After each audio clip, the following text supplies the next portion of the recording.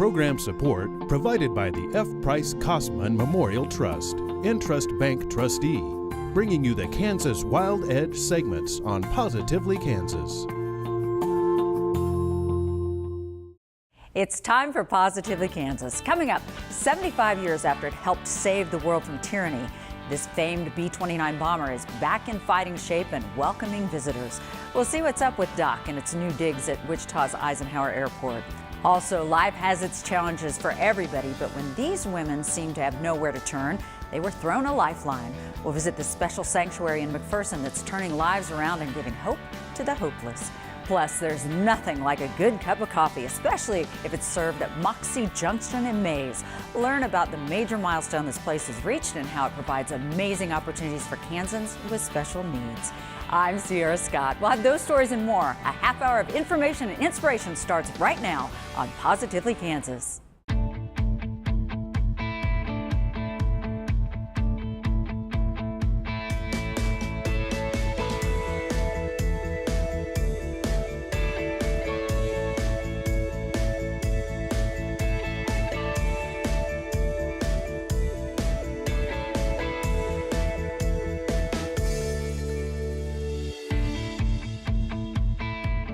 Aviation history you can see and touch. The B-29 Dock Hangar and Education Center at Eisenhower Airport is officially open, drawing aircraft enthusiasts from far and wide to Wichita.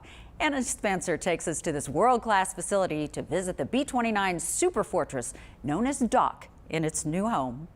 It's a once-in-a-lifetime opportunity for aviation enthusiasts of all ages, a chance to sit in the cockpit of a B-29 Superfortress. Meet Doc. This 1944 B-29 is one of only two in the world still flying, making this warbird a must-see Wichita attraction. It's been really inspiring to see the public come through. They are always wowed. When they walk through the door, their eyes get big and they smile. They run up and touch the aircraft. And then, getting a unique view from the upper mezzanine area, people just, they're inspired. And it's something that's truly unique and a lot of fun. The story behind this beloved aircraft begins right here in the air capital with its construction during World War II. Doc, a member of the squadron known as the Seven Dwarfs, moved from towing duty to become a target for bomb training in California and was eventually abandoned in the desert for more than 40 years. Once rescued, Doc was brought piece by piece home to Wichita for a 16-year restoration. Doc arrived here in 2000 on 7 flatbed trailers, and this team said that they would get it restored. And along the way, they lost money. They ran out of money. They ran out of a place for the hangar to hangar the aircraft to work on it. But the team never said no. They kept going, and that's an inspiring story in and of itself. And they spent 350, 400,000 hours just restoring the aircraft in all volunteer labor. Can't do that anywhere else in the world without these great volunteers. Wells credits the Doc's Friends community with fulfilling the 3-part mission for the B-29. First to restore the aircraft, then return it to flight, and finally to build a one-of-a-kind hangar to serve as Doc's permanent home. Many volunteers were wartime Boeing workers, while others were former B-29 crew members. Today, the newly opened facility showcases the historic aircraft with the mezzanine museum area featuring wartime artifacts that help tell Doc's story.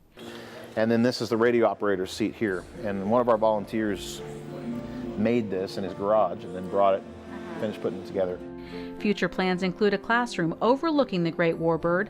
On the lower level, the public is invited to get up close to Doc, view the plane from every angle, and even venture inside. But the history lesson doesn't end here. On select weekends, Doc becomes a flying museum and takes to the skies at air shows around the country, offering flights and a chance to experience the bomber from the same seat where veterans once fought for freedom. The really inspiring stories are those where we have World War II veterans who are in wheelchairs or who are using canes and walkers to approach the aircraft. They're in their 90s, and all of a sudden they stand up and they reach out and they touch the aircraft. And you can see the transition that they go from being 90, 95 years old back to when they were 17 and 18 years old. You can see it in their eyes.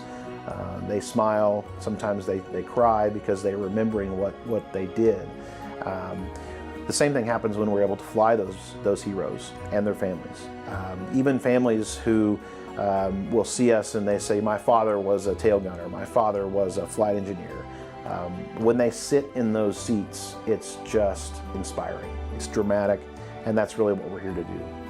Both the flights and the Education Center help raise revenue to support the facility and to help maintain DOC, as the organization seeks to honor the past, connect the public with our aviation history, and educate the next generation, all while learning about the greatest generation at the same time.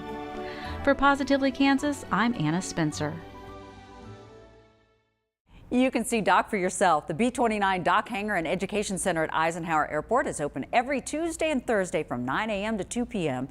and from 9 a.m. to 1 p.m. on Saturdays when DOC is not on tour. They apply for different reasons.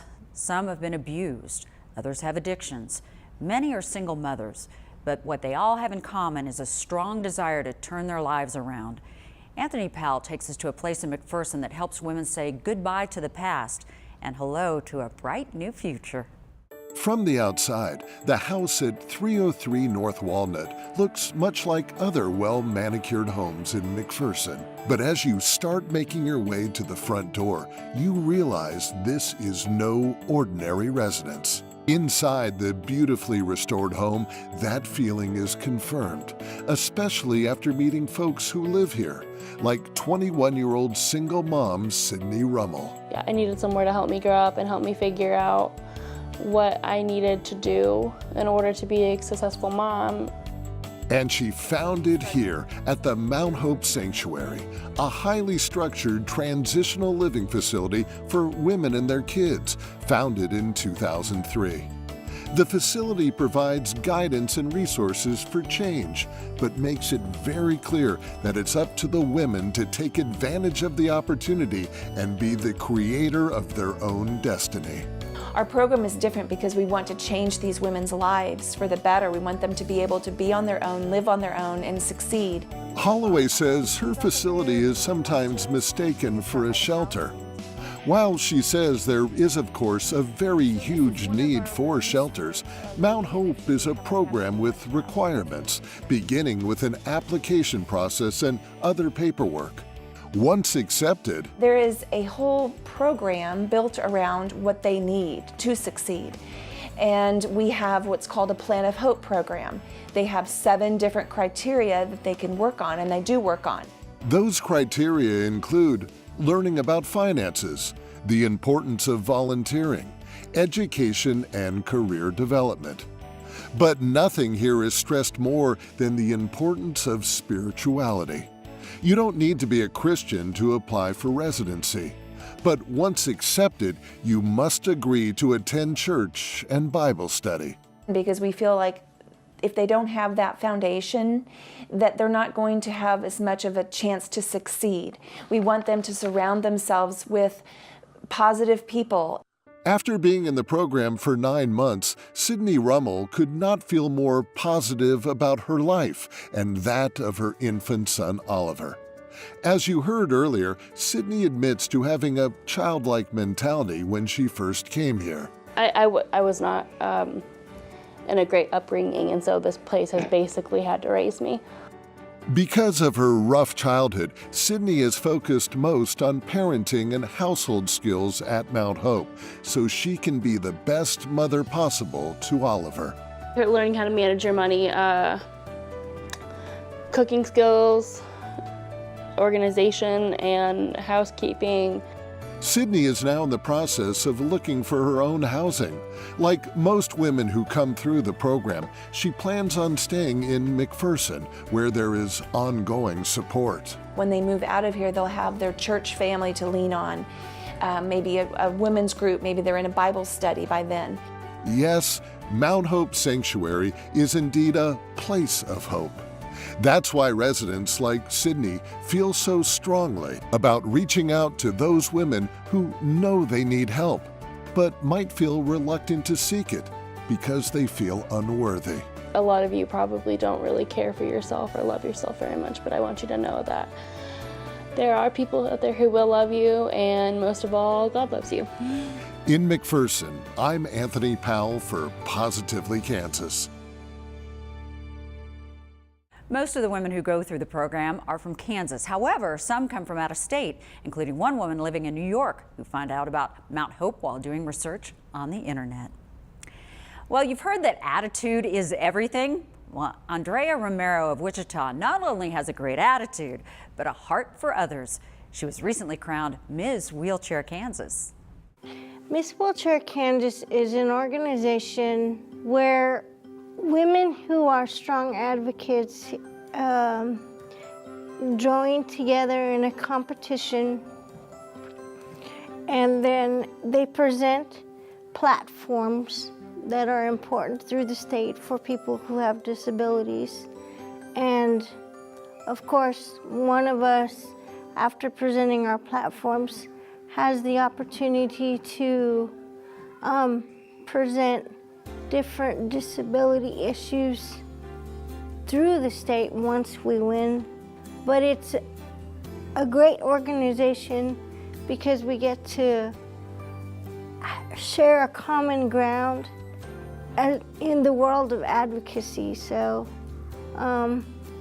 it's about being able to present different issues that need to be addressed. Well, I'm very blessed because the people are very open to working with me, and it's very nice to come into a work environment and them to see me as a person and not my chair. And they are very willing to help me where they can and make the school and the church as accessible as possible.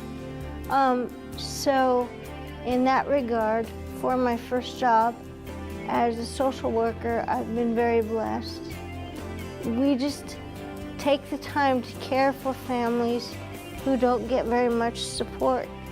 But Children First is also here for the neighborhood as well. And the goal of our organization is to build up the neighborhood and to help the kids finish school and be passionate about education. My faith is what gets me through the day-to-day stuff, and just giving it to God first is really what gets me through the day. Because everybody has challenges. I mean, it doesn't have to be a physical challenge, and it could be anything. But I think just taking the time to recognize that with God, I have a sense of peace. Andrea actually works 2 jobs. She's not only a social worker for the Children's First organization, but she also works for Mercy Home Care. There she serves as a living specialist for people with traumatic brain injuries. It hasn't been easy, but Amaze Coffee Shop is celebrating its 5th anniversary. Big deal, you say? Well, in this case, it really is. And it's all because of the people who work there. Anthony Powell has that story. This is Moxie Junction in Mays, Kansas. Back in 2014, Larry Hatteberg paid a visit to Moxie during its grand opening. It was a busy time as the staff served up delicious coffee and baked goods. As Larry found out, though, the thing that stands out most about this business is its hardworking and very special employees. Moxie stands for Mothers of Exceptional Individuals. The name comes from a support group formed by the moms who later opened the coffee shop. Each has a child with special needs and desperately wanted an employment opportunity for their kid. 5 years later, the quaint coffee shop is still a very busy place, and founder Joanna Kilgore says she could write a novel about what she's learned. Moxie is way bigger than me. By that she means Moxie, above all else, has always been and continues to be about providing an opportunity for those who don't have that many. Since the shop opened, it has been staffed mostly by people with special needs, including Kilgore's son, Laren, who greets customers with a big smile and some chit-chat about his favorite subject. Mostly like sports, if there are big sports fans and football fans. especially baseball.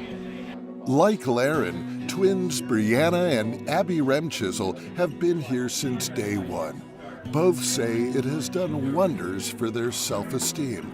It's given me like more confidence, I think, and like more like leadership roles. So I have to like not like tell people like what to do, but like keep them busy. There are stressful times where if something goes wrong, but like you just have to like keep going and go through it. When she hears things like that, Joanna Kilgore knows it's all been worth it, even though to this day she's still not making a profit. And as any other small business owner knows, there have been plenty of other difficulties. There was a time when a lot of things had happened and I was so overwhelmed I thought, I just need to shut down. But one night changed her mind for good. She was in the store with her parents. Customer after customer approached her.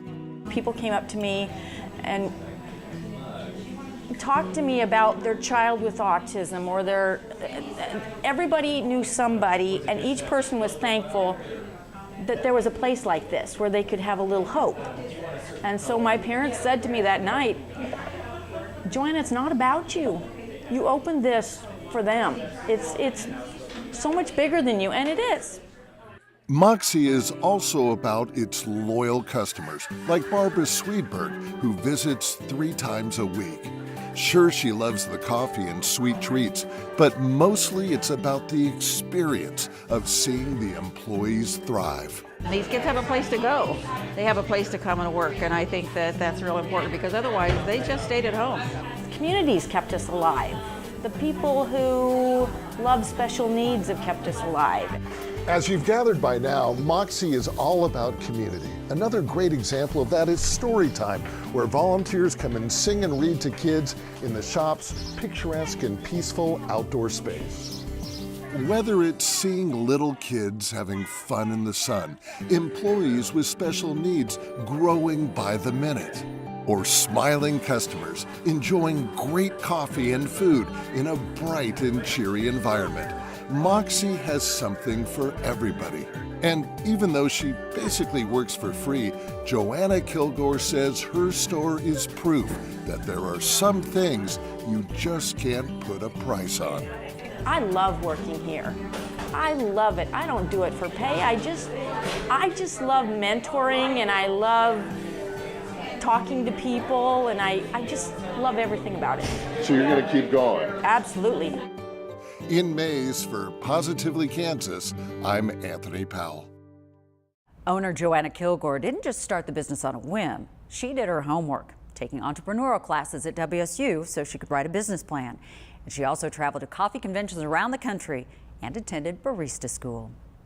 The remarkable design of nature and the amazing ways all the parts work together make the Kansas outdoors so fascinating.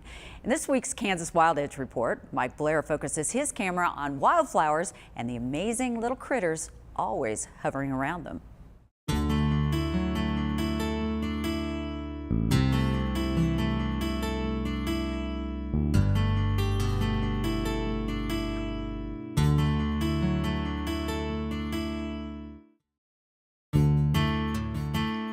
Wildflowers are the glory of each growing season. Colorful and fruitful, they fill the land with beauty and food. They're always ready to occupy open niches with bountiful growth. They get important help from pollinators. Various insects and birds that feed on flowers are an important part of flower reproduction. Flowers have sweet nectar attractive to these feeders. Some visitors come solely for this high-energy drink full of carbohydrates.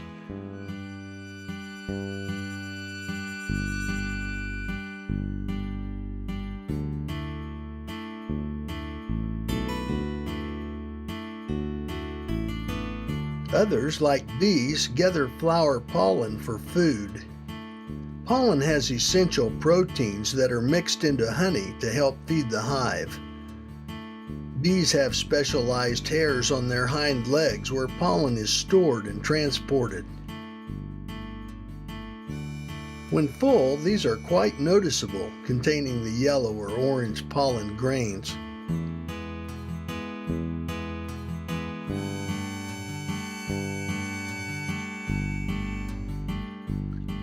Busy as a bee has meaning, since these and other feeders work tirelessly throughout their lives, moving from flower to flower. And this unwittingly helps wildflowers create healthy seeds.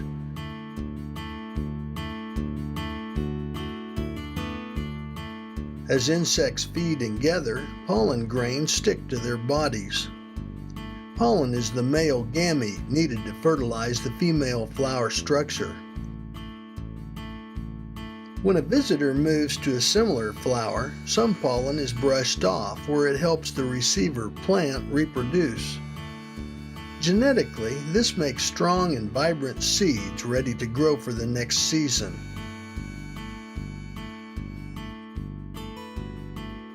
Butterflies and moths, though they don't actively gather pollen, are common accidental couriers in this process.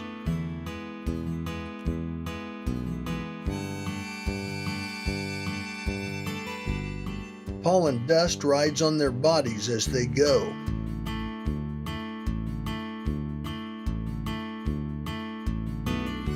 Here you can see pollen grains stuck to the butterfly's feeding tube.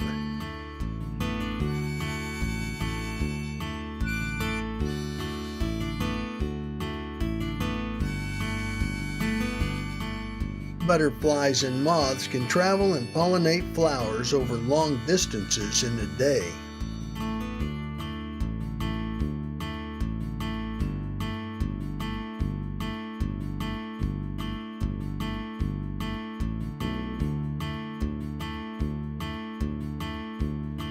Bees, wasps, beetles, even hummingbirds help wildflowers produce strong and healthy seed crops.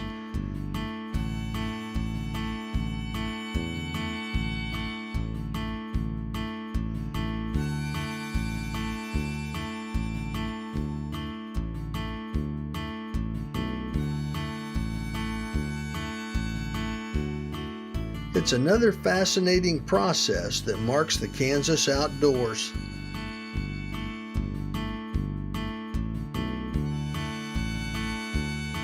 I'm Mike Blair for Positively Kansas.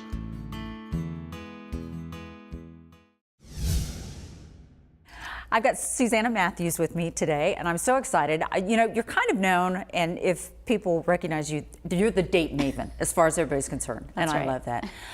For somebody who doesn't know what you do, let's start with that first. So what do you do as a service for people? Well, I founded a firm called The Date Maven, and we are a date coaching and matchmaking consultancy, and we serve professional, growth-minded singles across North America, many of whom are right here in Wichita, Kansas. I know that matchmaking as such, this has a long history. It's not something new, but it's different now than it used to be. What are you doing for couples or singles that come to you to kind of help them progress? Yes, matchmaking does have a long, rich history, but now we live in the digital age. Right. So we have to supplement face-to-face, old-fashioned matchmaking with digital tools as well. And there are both advantages and disadvantages to things like online dating and dating apps. So it's important for me to just be really knowledgeable about the technologies that are available to my clients that they may have used in the past, that we may still be able to use going forward, even if they've retained me to be their matchmaker. So what service do you provide? In other words, what's different than signing up for, say, one of those app services that tries to hook you up? Well, there are really, I think, two important distinguishing factors. And the first is that we offer dating coaching at every step of the process. And that involves what we call mindset management, because so much of how we show up in the world and kind of how we perform as someone's significant other has to do with what's up here. It's the mindset, it's the attitude and the outlook. And then we also create what we call digital strategy and IRL, or in real life strategy, and we help our clients execute that. And then we also also offer wingman and wingwoman services. So we're not just sending you out here, go to this coffee shop, go to this wine tasting, go meet some people, but we're at your side, if you so choose, there to coach you in the moment. And then we offer what we call just-in-time coaching, which means if you're out on a date, Sierra, and things are going sideways and you're not sure what to do, you can step out maybe to the ladies' room and send us a quick text message for that in-the-moment coaching. Here's how to save it, or here's what you can ask, here's how you can respond. So that's what we do for our clients. And then of course for those who do want the matchmaking piece, that involves really a process that's much like executive recruiting. We decide, who are you, what do you want, what do you have to offer in a relationship, what are all your assets, and then we go out and identify individuals who we think will meet the majority of those criteria. We vet them on your behalf so you don't have to waste any time or break a sweat, and then we bring them forward to you for potential introduction. I think even now, especially with, like you were talking about, all the social media that we have, I think people are getting worse at face-to-face interaction. Are you finding that you're having to do more coaching now for the younger people? You know, this is both a good and a bad. I will agree with you that they are getting worse at just sort of organic social interaction. And the thing that surprised me the most, Sierra, is I'm having parents of young adult children approach me saying, my child doesn't know how to look up from their phone. They don't know how to interact with a real breathing human being. They've only ever really had an online life. And so I'm now coaching people in things that might be very natural for someone like yourself to do, which is simply just how to break the ice, how to smile, make eye contact, how to show signs of interest, and how to ask questions to take the conversation deeper and connect. And I think what's really interesting too is you've explored a lot of different relationships, age being one of them. You wrote a very interesting book. Talk about what you kind of found. I don't want you to give the whole book away, obviously, but what did you find in the research? Yes, well, it's on Amazon, so I won't give it all away. There you go. But the book's called Revising Mrs. Robinson, and it's an exploration of intergenerational romantic relationships between older women and younger men. And now I use the word intergenerational romantic relationships, even though it's a mouthful, but sometimes I alternate cougar-cub relationships because that's what's most searchable or searched online, but they basically mean the same thing. And I wanted to look at that phenomenon sort of through the lens of ageism and the lens of sexism, not to get too scholarly here, but those are important considerations for any woman who's in that kind of relationship or thinking about it, because she not only has to sort of manage cultural responses to the relationship, but she also often has to manage internal self-talk about that type of relationship and whether it's appropriate or comfortable or what are her reasons for being in it. So if somebody needs to reach you, what is the best way to do that? Email is always the best way. It's difficult for me to take sort of unscheduled phone calls. You can't do that when you're in an interview. No, you can't. So Susanna@thedatemaven.com. I'm also really active on social media, so if someone sees me online, Facebook or Instagram, those are great ways to message me as well. Well, thank you for what you're doing, because again, I think people need that extra push now even more than ever, so good for you. Thank you. Well, that's a wrap for this week. We hope you enjoyed the show. positivelykansas@kpts.org is the email address. We need more ideas for stories, so please send them in. Until next time, I'm Sierra Scott. Thanks for watching.